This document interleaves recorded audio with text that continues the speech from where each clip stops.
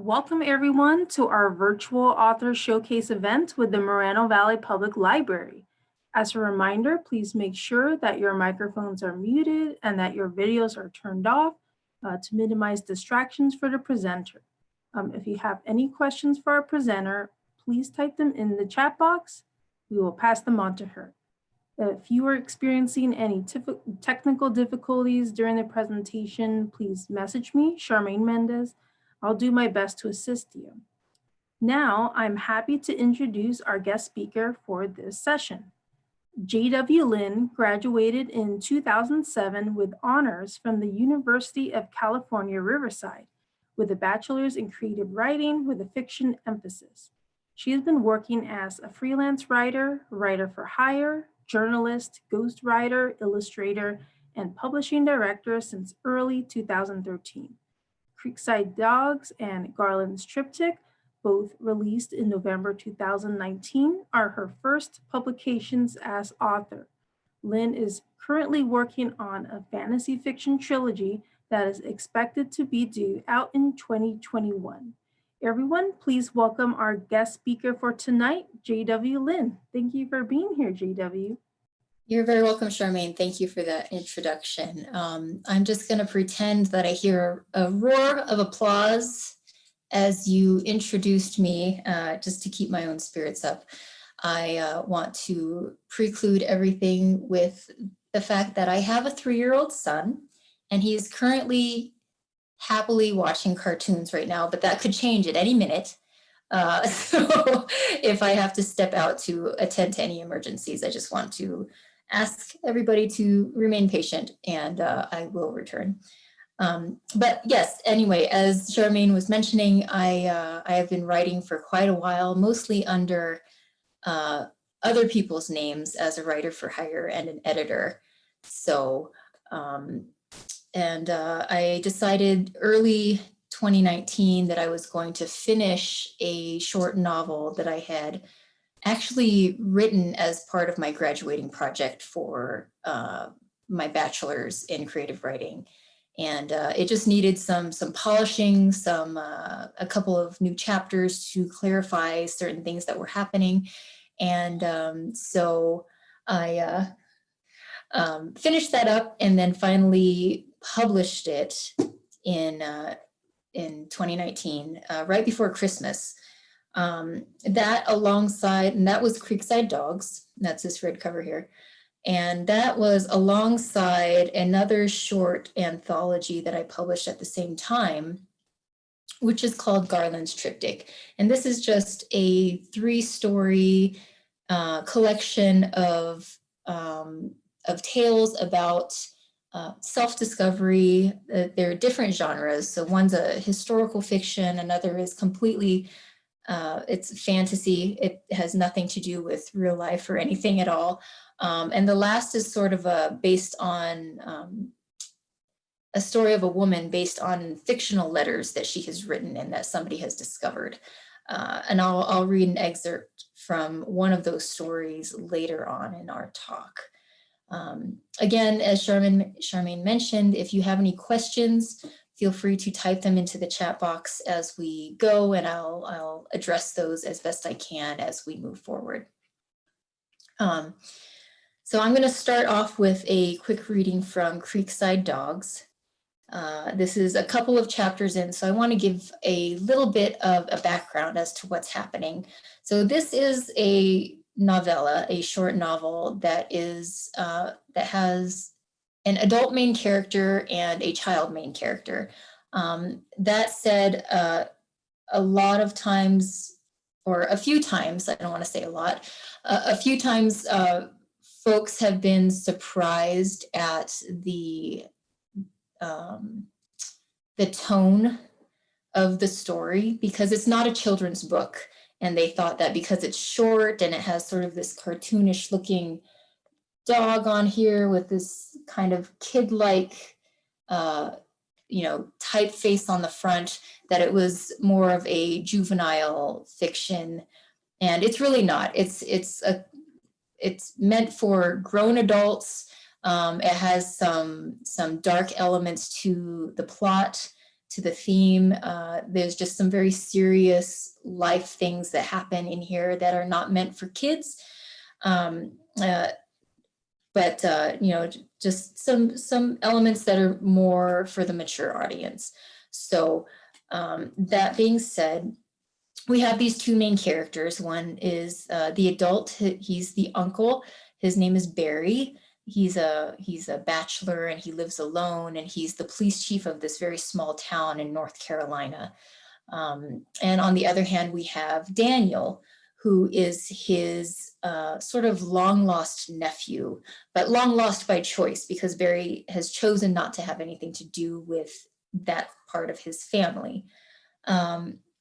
So a situation occurs where Barry and Daniel are forced to be together, and they have to figure out this relationship that they don't even have. They basically have to spring it from a tragedy. And the entirety of this book is about how they're trying to figure out and navigate learning to live with a stranger, so to speak. Barry is suddenly, plunged into this fatherhood role that he never wanted. And Daniel is taken out of the big city that he's always known and put into this very small town where there's nothing to do and everything is different. And of course, at that stage, he doesn't have his parents with him. So it's a very difficult, trying, emotional situation. And we arrive at this stage in the reading that I'm going to read from. And Daniel is with his uncle. He's living with his uncle, and he's staying at the house trying to figure out what's going on and what is happening. So here we go. This is chapter 4. Daniel watched from the patio as the man in greasy overalls climbed into the bulldozer.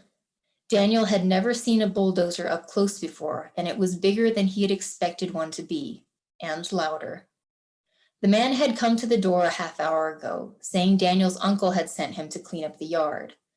Daniel had expected a crew of men and a truckload full of gardening equipment, like the maintenance and gardening crews he'd seen working in the parks back home. When Daniel heard the engine start and saw the man roll a bulldozer into the backyard, he didn't know what to say. He decided not to say anything and just watched from behind the dusty sliding glass door. Daniel's uncle had instructed him that morning to stay inside the house until he could get the yard cleaned. After a lot of warnings from Uncle Barry, Daniel figured that it was probably best not to do any exploring at all. He didn't feel much like exploring anyhow. He felt like a baby, always wanting to cry and doing a lot of it at nighttime when he was sure his uncle was asleep. His uncle told him that he'd feel better after a while, that he'd make friends at school, and that he'd probably like it there in Marblin. Marblin is the name of this town. Daniel wasn't so sure about that. His Uncle Barry didn't have cable television or video games, and Daniel got the feeling that his uncle wasn't particularly fond of children. Daniel had packed his favorite books, but they were still in the moving boxes that were stacked high in the living room. He was sad and bored, out of his mind, and he didn't want to do anything except sit in the living room by himself in the dark or sleep. But trying to sleep only made him want to cry, and then it started all over again. After the funeral in Des Moines, Uncle Barry had told Daniel what would be happening. "You'll be living with me," he'd said. "I'll come with you after this to help you pack your things, and then we're going to go to Marblin." Uncle Barry offered to stop by all Daniel's friends' houses before heading to the airport. Daniel's friends had acted strangely when he arrived on their front steps, with the stern man in a two-plane rental car idling at the curb behind him. His friends were quieter than usual, and their parents stood by, the moms in tears, as Daniel explained to his friends where he was going. He gave everyone his uncle's address and gave his hamster to his best friend. At every house, Daniel overheard from his place on the front porch his friends' parents telling Uncle Barry as they leaned in through the passenger window. "You're good for doing this. We're so sorry for your loss. Mark and Catherine were wonderful people." Every time they said that, his uncle only nodded and immediately waved Daniel back to the car, his large hand clamping ever more firmly around the steering wheel. Daniel only knew his uncle from old pictures and from things his mother had told him. He knew he was a policeman, that he lived near mountains in a tiny town that didn't have freeways or high-rise buildings or cell phones or cable television. At the time, Daniel couldn't understand how a place couldn't have these kinds of things. He thought places like that only existed back when cowboys did or when people still rode in horse-drawn wagons. "No, Danny, there are plenty of places like Marblein," his mother had said, laughing sweetly like she always did. But whenever Daniel asked about his Uncle Barry, why they never visited, why he never came to Christmas or to Thanksgiving, his mother would frown and her voice turned mousy. "Me and your uncle, dear, we just don't get along like we used to." Then she would encourage him to do his chores or read a book. Daniel never did figure out what happened between his mother and her big brother to make things turn out the way they did. But before the bulldozer man had arrived, a woman who called herself Marjorie came to clean the house. Daniel was fooling around with the television's rabbit ear antenna trying to get channel 5 when he heard someone knocking on the door. He opened the door a crack and saw a woman about his mother's age standing on the other side of the screen. She was thin and short and wore jeans and a green t-shirt that said John Deere on the front in big yellow letters. The green on her t-shirt made her red hair seem aflame, and Daniel thought that maybe it was just the way the sun was shining from behind her. On the porch by her feet was a bucket full of cleaning supplies, towels, a spray bottle, a blue glass cleaner, and a small bottle of bleach, and she was leaning heavily on a dusty broom, causing the bristles to fan out in every direction. She'd brought a big brown plastic trash can with her, and it was sitting out in the yard. Daniel thought the woman looked tired and not particularly pretty, but remembered his mom telling him not to judge people by their appearances. "Are you Daniel?" she asked. Her voice was low and hoarse. It scratched against the insides of Daniel's ears. "Yes," Daniel answered, wincing. "I'm Marjorie. Your uncle called to have me clean up this place." The woman looked into the house through the screen door. She crunched up her face the way Daniel remembered his mom doing after she'd smelled something rotten in the fridge. "My mom told me not to let strangers into the house," Daniel said. Marjorie looked at him for a moment, then shook something off of her mind. "Then can I use the phone?" "No." She sighed. "Where's your uncle?" she asked. "Shouldn't you know if he sent you here?" The woman made another sour face and took a deep breath. "I didn't figure you not letting me in. I didn't figure on Barry not telling you I was coming." The woman leaned on her broom and crossed her arms, looking back and forth along the street as if she were expecting someone to arrive. Her red ponytail swished in the air, and the paisley handkerchief on her head flipped up in a sudden breeze. She patted it down with one hand and turned back to Daniel. "Did he give you his phone number in case of emergencies?" "Yes." "Why don't you call him and tell him Marjorie is here?" she snapped. "I'll be out here when you're ready to let me in." She spun around and sat on the porch steps with the flamboyancy of a pouting child. Daniel shrugged and closed the front door, thinking to himself that he wasn't liking Marblein so far. He found the paper with all the important phone numbers on it and dialed his uncle's office. In a few minutes, Daniel was back at the screen door, approaching it slowly and suspiciously eyeing the red-haired woman hunched on his uncle's steps. "He said it's okay," said Daniel. He didn't like bossy people, and he didn't want her to come in, even if his uncle had said it was okay. He wanted to sit in the quiet and be alone to think about his parents and look at their pictures in the photo album he'd brought from home. "Told you it was," huffed Marjorie. She grabbed her pail and slid past Daniel into the house. So that's about halfway through chapter 4. And so we get this introduction of the situation that Daniel has been put into. The house is not prepared for a child. It's not ready for kids. It's definitely a bachelor pad. There are boxes in the living room. The backyard is a mess.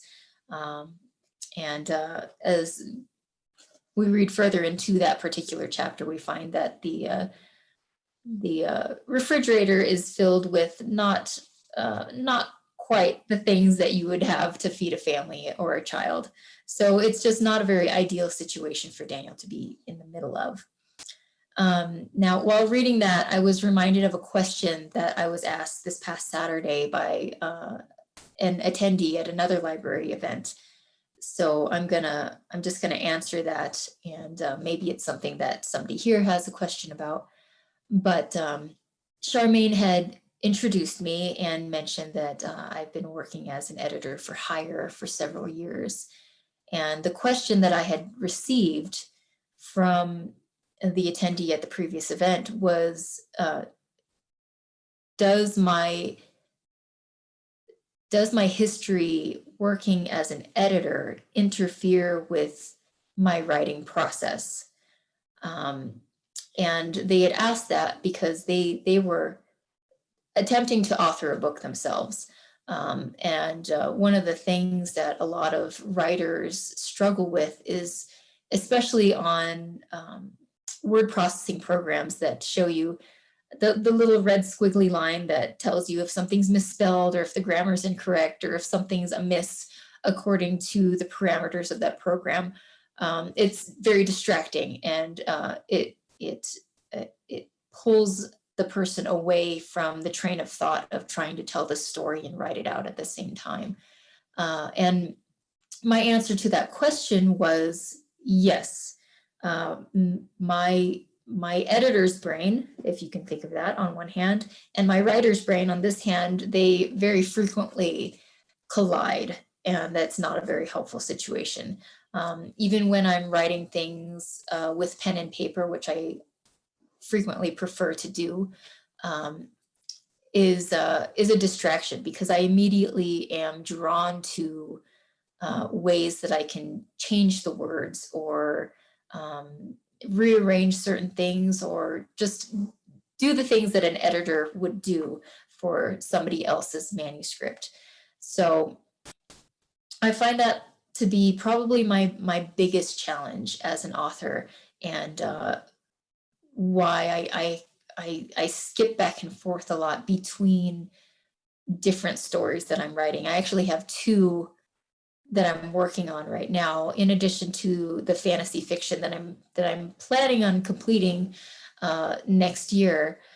I have another one that I've started, but I do that because I often feel that if I'm focused so much on a single storyline, my inner editor in my brain, while I'm writing some new material, will keep pulling me back and referring me back to the old stuff that I've already written there. And so in order to sort of cut that off and stop that train of thought from being interrupted, I completely stop that task altogether and start on a whole new one. It makes the writing process very long and frustrating, but you know, a lot of writers don't have that problem, and I do. So anyhow, I see that Charmaine has posted on there that my book is available. Yes, available at checkout at the Moreno Valley Library, Garlands, and she's referring to this one here. This is the anthology, and Creekside Dogs will be available soon there. You can also purchase either of these books on my Facebook page or on Amazon. They are available as ebooks if you don't want to invest in the paper copies, which I understand. And they're a lot more portable that way. So they're available as ebooks and as paperbacks. If you happen to order them from the Facebook site, however, that actually comes out of my own personal stock here in my office. And so if you write a request in there in the comments or something, then I'll be happy to sign the copy for you and mail it to you that way. Of course, on Amazon, there's no option for me to autograph the book for you. So that's something that a recent person was asking me about too. Thank you, Charmaine, for the link. So anyhow, about Creekside Dogs a little bit more. This was a story that I started writing, or that I wrote as my graduating project in 2016. So that was quite a number of years ago at University of California, Riverside, which at the time was one of very, very few universities in the United States that offered a creative writing program. Currently, I think there are a lot more colleges that offer those programs, so it's not quite as rare as it used to be. But luckily, UCR is right next door to my hometown of Moreno Valley, so that made it really easy for me to decide if I wanted to attend there or not. And it was a really good experience. A lot of authors are challenged, and some completely turned off to writing a book by the difficulties of simply having their work read. And ultimately, as I look back over my years of study at UCR, trying to learn how to write and all of these things, of course, we were taught how to develop characters and settings and word choice and develop plots and themes and all this kind of very basic stuff. But I think at the heart of that entire experience at UCR was simply the experiential education of having your work read and actually having it rejected and criticized by your fellow students. And little piece by little piece, having your heart broken over this, because these are your guts that you're pouring out onto these pages, and people are reading them, and they're telling you what they actually think. They're not just being your neighbors or your friends or your mom or your sister, and they read it and everything you write is amazing and it's beautiful and it's wonderful. These are complete strangers that they have absolutely no investment in whether your work is good or not. And that was actually one of the best things about that experience, was that as a budding author, I was learning how to be rejected. And that's a very difficult thing. And as a writer for hire, an editor for hire, I found that there are a number of people who came to me with their unfinished manuscripts saying, hey, I have this book. Can you help me clean it up and prepare it for publication? And me being sort of old school, I would literally print it out and have this giant stack of paper. And I would take a red pen and, red ink line by line and make notations in the margins. And then I would put it in a manila folder and send it back to them. And they would not be appreciative of all that work because they did not anticipate how much was happening and how much would have to be changed. And so at that stage, I would have a lot of clients sort of drop the project because they had absolutely no interest in changing anything. And that's really, I guess that's what I want to highlight, is that it's a big challenge to write a book. Not only write it, but to get through the editing process to the point to where you're ready to get yourself completely rejected and put yourself out there. And, if you went my direction, I self-published, so I didn't have a whole lot of rejection from publishers. But, I have a friend that she has written, oh gosh, maybe 20 letters to different publishers. And every time she gets a rejection letter back. And that's a very hard thing. So to anybody who's actually published a book, it's been a long and grueling process. And it's a high five and a congratulations to them if they do that. So I'm going to read another short.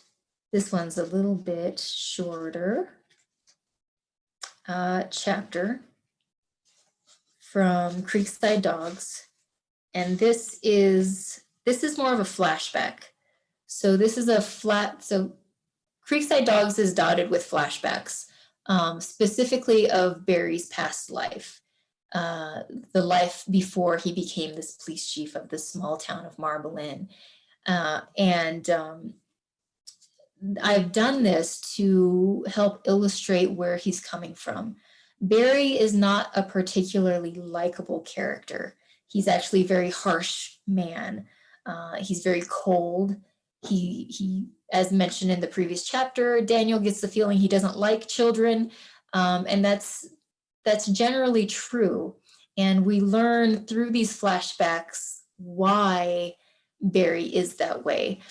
And so this is the flashback chapter. It's a little bit later on. So we're a little bit deeper into the Barry and Daniel story, trying to figure out what's going on. And so this is a flashback to actually Barry's father's funeral. So this would have been Daniel's grandfather. And his name was Jacob. But that's small beans, that's small details, but just know that we're at a funeral. It's Barry's father's funeral. And at this point, he's a younger man. And this is where we're going to start. So chapter 20. Jacob Malek's funeral was small and humble, attended by only his closest friends and the few relatives who were able to drive in on short notice. It was carried out in late January, on a day when the cold winter air carried with it a particularly biting chill. Jacob's wife and daughter and her husband hosted the ceremony graciously. It was his grandson's first funeral, and during the entire process, Nathan wasn't quite sure what he was supposed to do. So I want to take a pause here. So Nathan is actually, I'm wondering if I should have picked a different chapter because I don't want to send any spoilers out, but Nathan is actually Barry's son. So Barry, we find out that Barry has a child of his own, and he's a young boy at this stage. I think he's about two or three. So this is the grandson that we're talking about here. So again, it was Jacob's grandson's first funeral, and during the entire process, Nathan wasn't quite sure what he was supposed to do.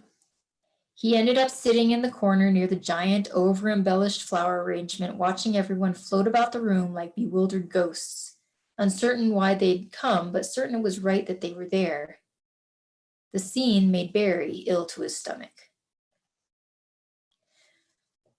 The funeral parlor was dense with the droning hum of quiet condolences and gray expressions. When Barry entered the room, everything went momentarily silent. Catherine Clark, Barry's sister, took the opportunity to sweep her nephew onto her hip and carry him into the kitchen without her brother noticing. As she darted out of sight, Barry was just sitting down in the front pew by himself.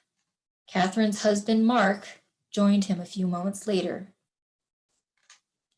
"We've never met," Mark said. Barry glanced at the man. "I recognize you from the wedding photo Catherine sent," he said. Barry neglected to mention it was only one of two photos sitting on his desk at the station. The other was of his own wedding day. "Sending the picture was her idea," Mark said offhandedly. He sounded rather bitter about it. "I figured," Barry said. "By the way, thank you for not showing up to the ceremony. It saved me a lot of effort," Mark implied. Barry wasn't sure if the man was being sarcastic or not, and Mark didn't give him time to mull it over. "You should know that she's upset with you." "So am I," Mark said.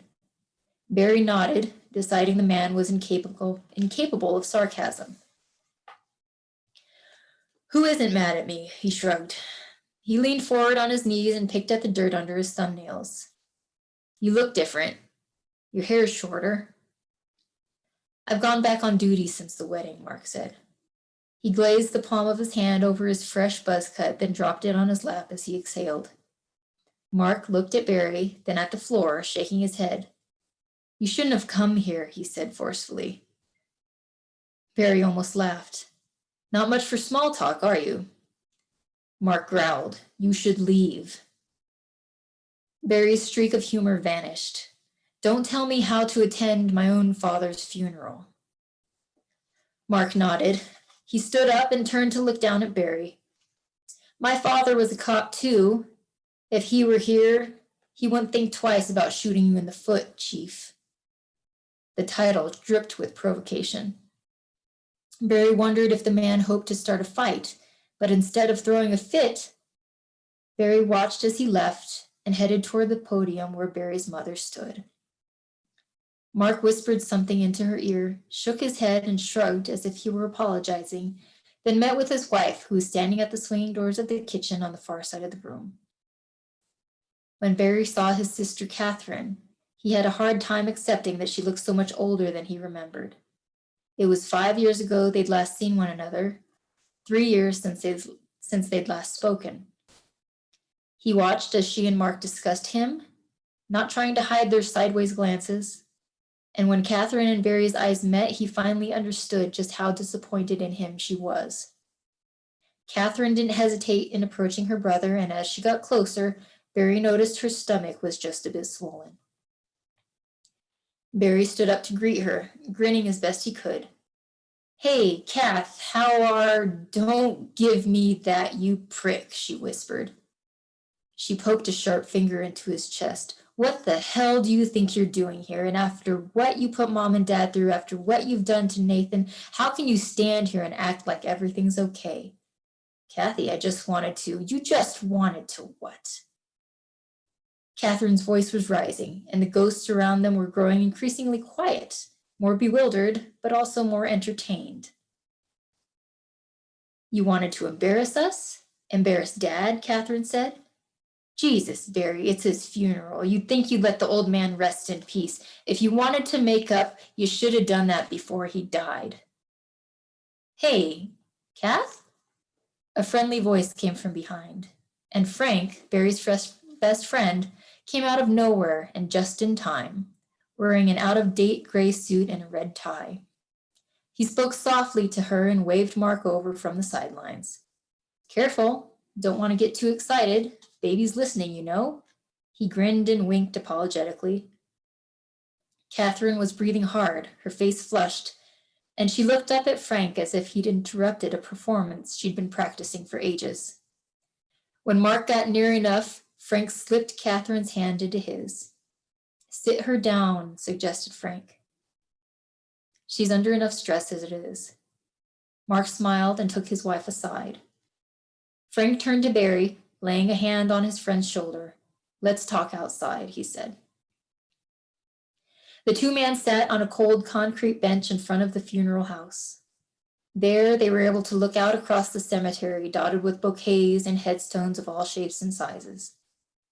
In a far-off plot, the sprinklers were on, the feathered fans of water sweeping dust from the stoic gray stones in slow, dreary rhythm. Frank removed his tie with a whip of his wrist. He rolled and unrolled it in his hands several times before speaking. You know, Barry, he sighed, I've stuck by you through all sorts of hell. I know a lot of times you didn't want my help, but still, you're my best friend, and don't forget brother-in-law. As for them, he nodded toward the parlor, well, there are some things in this world some people just don't understand and never will. Barry scoffed. Hell, I'm not 5, Frank. Frank nodded. He raised a hand. Sure. I just mean to say your family, and well, me and my pop too, we all have had a really hard time trying to figure out why you did what you did to Nathan, why you're still doing it. And frankly, it's eaten us down to the bone. I sort of guessed that, Barry said. Frank continued, but Barry, you've got to see that you'll have to take the kid in sooner or later. Otherwise, Frank threw up his hands. You know, your sister will have him after your mother goes. Barry squinted, looked over his shoulder at his companion. What do you mean after my mother goes? I'm not condemning her, Barry. It's just a matter of fact is all. She's old. She's been old for a while now. Barry nodded, suddenly less defensive, and leaned back, stretching his legs out in front of him. After a deep breath, he said, Catherine can have him. A pause, a gasp so quiet it was almost imperceptible. Barry felt it more than he heard it. You can't mean that, Frank said. Why not? Catherine can have him. She's always been better with kids anyway. Besides, look at her. She's obviously ready for them. Frank turned to face him. Look, Barry, this isn't about who's better with kids or not. This is about you being Nathan's father. He's my nephew too. You don't think I'd suggest you taking him in if I didn't think you could handle it, do you? Barry snapped. Then you take him. Frank snapped back. This isn't a damn game, Barry. Nathan isn't some leftover furniture you can just hand off. Excuse me. He's a kid, for God's sakes. Frank raised his voice and caught the attention of a couple making their way out of the parlor. The man pretended not to notice them. The woman unashamedly stared as they passed by on their way to the parking lot, her arm hooked into the angle of her male companion's elbow. Frank stared back at her fearlessly until she turned her head away. Nathan's not some little pawn we can just sit here and talk about shuffling from house to house. He's a kid. He's your kid. He needs a home and he needs a dad. Like I said, Barry pressed. He got up from the bench and put on his hat, looked at his watch. He cleared his throat and declared over his shoulder as he walked away, Catherine can have him. Excuse me. So there we have a scene that's pretty tense. It has a lot of characters in it that are not present day, so to speak. But it shows a lot about the drama that's happened before Daniel, the new boy, the new nephew, has come into play. There's a lot of back and forth, and like I was saying, the flashbacks help with the audience understanding where Barry's coming from. He's not a villain. And the thing about this story is that there really is no villain here. It's a human story. And in relationships and I'm not saying all the time, but in most intimate relationships, like the one that Barry and Daniel are trying to traverse and figure out, there are no villains. There's no good guy, there's no bad guy. It's just two people that are imperfect. They're thrust into a difficult situation and they're trying to figure out what to do and how to do this the best that they can. And in being human, of course, our past experiences make us who we are presently. And so we're able to see here a small shot of Barry's past experiences of why he is the way he is toward Daniel. And this is something that's always fascinated me. Before I went into creative writing, I went to school for some hospitality stuff, but in between learning how to run a hotel, I did that for about a year, and learning how to become an author. In between those things, I was actually studying a lot to become a psychologist. And I've always been fascinated with this not this idea, but the entire concept of the human experience framing who we are and building who we are as people today, and how we can actively, if we consciously recognize why we're doing what we're doing, then we have that conscious ability to actually change who we are, instead of just sort of rolling along and being who our past has made us to be. So this is Barry's main challenge, is that his past has made him into this bitter, unlikable person. And he's having to, in the length of the story, decide how he wants to be, how he's going to, if he's going to continue to be this person who doesn't want a son, who doesn't want children in his life, who seem to have no joy, if he wants to continue to be that person, or if he wants to actually become the father figure that Daniel needs. And he's put in an interesting and sort of precarious position, because he is a police chief. He has taken this oath to take care of people, and yet there's this boy who is literally living under his roof, who he is not taking care of. And there's a dark irony there that plays itself out throughout the story. So there's that. And then another question that I had from past folks is about the character development altogether. Like I said before, Barry's not a particularly likable character, and Daniel kind of is, but he's more naive. He's likable in the fact that he's a child. He doesn't have, really, upon analysis, Daniel doesn't have a whole lot of mass to his personality. He's a 10, 11-year-old boy. We can kind of, we like him because he's naive and he's young, and he's just lovable the way he is. And he's a child, and for most of us, it's not hard to like a child. So immediately you want to be on Daniel's side. So he's not, but he's also not the hero.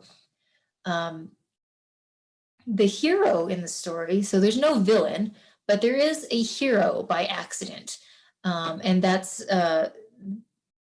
sort of what the title of the book, Creekside Dogs, references. So the title of this book is actually threefold in meaning. There's one, the obvious, Creekside Dogs. The first word, we can assume that there's some kind of waterway, and there may be a dog involved, right? On a secondary level, Creekside is where a lot of the action happens, where a lot of change happens in the characters. And dogs as a slang term, not immediately as a canine, but as a slang term, is used to, reference really good friends. And Daniel, in his new environment, is becomes sort of a member of this small pack of rejected kids. And again, dogs, that term comes into play because a dog is also a low member of society. So not only are they a group of close friends, but they're also a group of close friends who see themselves as low and unimportant members of this community that they live in. But they have this way of impacting what is happening and to influence this big character of this community, the police chief, and change him for the better. So that is their influence upon Barry. So this catalyst character comes into play in the book, and it's completely by accident. And there's a twist that happens there, and I don't want to give anything away, so it's kind of hard to explain what's going on. But this catalyst character doesn't get mentioned a lot, actually. There's a couple of points of strong action with this character and Daniel. And then at the end of the book, we finally see what value this character brings to the Daniel and Barry relationship. And I had a lot of people tell me how disappointed they were with how I used that character to come to the book's conclusion. But in my mind, as I was writing this, it felt necessary, because there is that was that character's ultimate purpose. And once that purpose was fulfilled, there was no need to continue to mention that character anymore because Daniel and Barry had reconciled their differences. So anyway, I'm going to stop there about Creekside Dogs because I noticed we only have about 10 minutes left until 7. And I do want to talk a little bit about Garlands, which is the book that's available at the Moreno Valley Library. This is a much shorter book. It's, oh geez, 99 pages. It's 99 pages long, so it's under 100 pages long. And it's actually 3 different stories. So they're very short reads. It's a very quick read. It's like an airplane flight sort of a book that you'd take with you. I think two of these three I wrote while I was in college studying creative writing. And then the last one was when I was just beginning to work as a writer for hire, editor for hire, back in 2013. But these ended up being 3 of my favorite short stories that I've ever written. I've written a lot of them just because that's what I do for fun. I don't publish them all, I don't share them all, but these ones were particularly special to me. The first is called Adeline, and it's a story about a young girl. And to mention, I have a lot of stories that feature children about 10-ish or something. I'm sure there's some psychological reason why I do that. But anyway, there's this young girl, and she is on this path of discovering who she really is, because there's some mystery surrounding her mother, who is deceased, and her neighbors in her community, they don't want to divulge any information about her mother, and so she's gone on this personal expedition to figure out what's going on. And that's a fantasy fiction story, and it's the longest of the 3 in Garlands. It's the first one to be mentioned, and that's what I'm going to read a short part of here. It's a few pages long. Hopefully it's not too long, but I'll get to it. So this is the fantasy fiction. So there are elements of talking animals and things that wouldn't happen in normal reality. So bear with me. We're going from a very realistic setting and world in Creekside Dogs to one that's a little bit fantastical here. So as an introduction, I'm going to be reading from chapter 2 in Adeline. But Adeline has a dove, and this dove acts as Adeline's nanny. She's basically her caretaker. She guides her and watches her and gives her advice and things like that. And this dove's name is Belle. So before I get started, I'll drink some water so I don't end up in a coughing fit in the middle of reading like I did last time. Okay. So here's chapter 2 of Adeline from Garland's Triptych.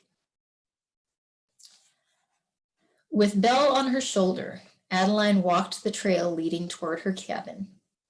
They passed first the honeysuckle forest, where the trees dripped so much that they had created a honey marsh in the small basin, which was overrun with bees and bears and anything else with an insatiable sweet tooth. Then Adeline and Belle went through town via Main Street, a cobblestone road about 30 feet wide and 200 feet in length, with shops all along the edges. It turned into a dirt road at both ends and was marked by signs that said either welcome or thank you for visiting, depending on which way you were headed. As they passed by the small 2-story inn, painted white and decorated with long boxes of daisies along its porch rail, Adeline smiled, quietly wondering if Mr. Humphrey, the nicest man Adeline had ever met, could spare a moment right then to give her the usual complimentary ice cream cone. Belle shifted her weight nervously on Adeline's shoulder. Adeline dismissed the potential for a treat. The dove seemed eager to be home. Across from the inn was the red cottage shop, which only sold things that were red. Adeline looked down at the sparkly red shoes she wore that her father had bought for her birthday last week. The toes already had mud on them. Mud had always liked Adeline, but they still sparkled like fresh pixie dust on her feet. She wished they would make her fly, like real pixies could. And just beyond the town was Malady Tiller's farm, where the Scarecrow without a name, who never stopped singing, danced from sunup until sundown, gallivanting through the fields, keeping out intruders. Adeline listened hard to hear him over the sound of the wind rushing through the field, the high stalks of corn whistling in the breeze and their little tufted tops dancing to a tempo of their own. You'll remember me when the west wind moves upon the fields of barley, the Scarecrow sang. You'll forget the sun and his jealous sky as we walk in fields of gold. Adeline craned her neck. The Scarecrow wasn't a good singer, but he sprung through the field, only visible when he was at the apex of a leap, and only recognizable by the crown of his tan hat made from woven and dried leaves of corn. Hello, Scarecrow, Adeline yelled when she finally spotted him. She knew, though, he couldn't hear her. Scarecrows didn't have ears. Belle fluffed her feathers and tucked her head into her shoulders, eyes squinting. She didn't like the Scarecrow's singing. Beyond Malady Tiller's farm was Adeline's cabin. They called it a cabin, but truly it was only the front of a cabin. The back half was more of a cave tucked into the side of a hill, thick with turf and mossy boulders. It was an odd structure, their house, but Adeline had always liked the smell of the walls and ceiling, clean and tart, a cool autumn day eating a green apple. There were 3 cabins like hers in a row. Adeline's was in the center. The centaurs, who were patronizing creatures and not friendly at all, had lived on the right side. Their cabin was slightly larger, but not by much. She didn't speak to any of the centaur family, especially the colt about her age who made trouble chasing rabbits and foxes through the Scarecrow's cornfield. Adeline squinted at their house, irritated by the thought of her irritation. She looked away from the centaur's home to the cabin on the left of hers. That one, the one on the left, had been vacant as long as Adeline could remember. Her father told her once that an old man had lived there until he died in his sleep, and had left the house to his daughter in a will. The daughter, though, had never come to see the property. She paid the taxes on it, and because it was rightfully hers, Adeline was forbidden from sneaking around or inside, just as she was prone to do with other people's things when her curiosity got the best of her. Inside Adeline's own den, the living area was a small space, modestly decorated with animals carved from wood sitting about, a bearskin rug draped over the floor, and a large painting of purple mountains hanging above a sizable brick fireplace. Facing the fireplace was Adeline's father's green jacquard leisure chair, and a small side table which served as a cabinet for a few books and an assortment of playing cards. Away in the corner, on its own rainbow-colored rug and nested in between a few boxes of toys, was Adeline's sitting chair draped in last year's birthday gift, a ribbon-fringed red blanket.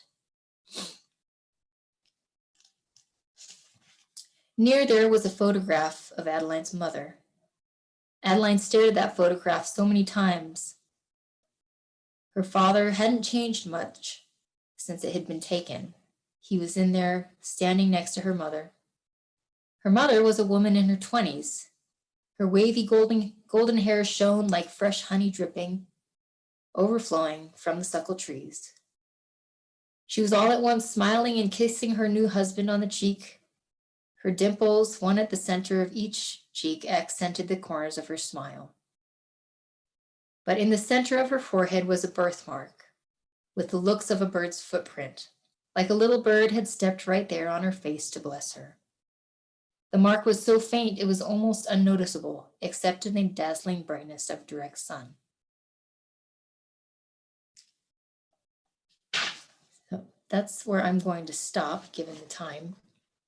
So that's a little bit of an introduction into Adeline's world. We get this girl who's sort of gallivanting through a town, and this mysterious photo of her mother that sits on inside their living room. So with just a minute left, I just want to thank the Moreno Valley Library and Charmaine for sitting with me tonight, for having me in and talking about writing, talking about my books. And I want to thank those people who are attending for signing in and registering and coming here to listen to me discuss these things. You can see my Facebook page there. If anybody has any questions or anything, you're welcome to message me on Facebook. You can also email me. I'll type that here.